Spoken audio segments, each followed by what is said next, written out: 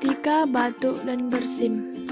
Etika batuk adalah tata cara batuk yang baik dan benar, dengan cara menutup hidung dan mulut dengan tisu atau lengan baju. Yang kita ketahui bahwa saat batuk atau bersin maka kita dapat menyebarkan kuman dan jumlah ribuan hingga jutaan ke udara, dan di saat yang sama orang yang berada di sekitar kita akan menghirup udara yang sudah mengandung kuman akibat dari batuk maupun sebab terjadinya batuk. Batuk adalah reaksi yang terjadi apabila sel-sel pada saluran udara belakangan kerongkongan teriritasi apabila terdapat kesulitan pada paru-paru. Reaksi alami itu adalah batuk untuk mengeluarkan keringat apa saja menyebabkan batuk.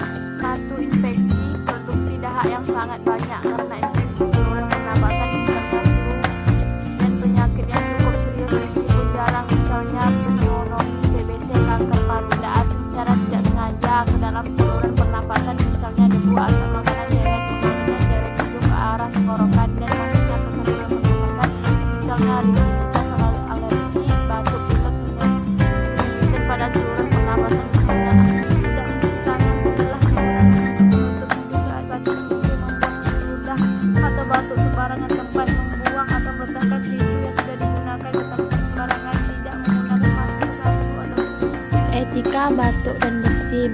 Seperti hal berikutnya, batuk dan bersin juga memiliki etika. Banyak orang yang salah langkah saat mengalami batuk dan bersin. Kebanyakan malah menutup mulut dan hidungnya dengan telapak tangan. Meskipun tujuannya baik, namun hal ini belum tentu benar karena kuman berpindah ke tangan dan menyebar tanpa kita sadari melalui sentuhan atau salaman. Lalu bagaimana etika batuk dan bersin? Berikut caranya.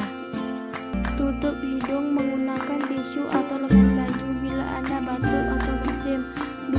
Buang tisu yang sudah digunakan